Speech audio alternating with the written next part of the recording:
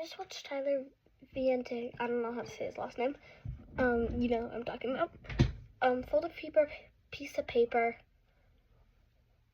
6 times. It was trying to beat the world record for 7, or the world record for 6. So I want to prove that I can do that. I've already folded it so many times trying to do this video, but it's 1, here's 2, here's 3, here's 4, here's 5, here's 6, here's 6, and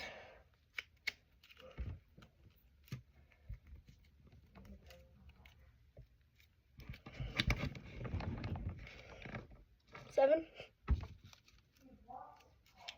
Good enough. Okay, you just gotta like hold it down to 7. It's still 7. Okay, bye.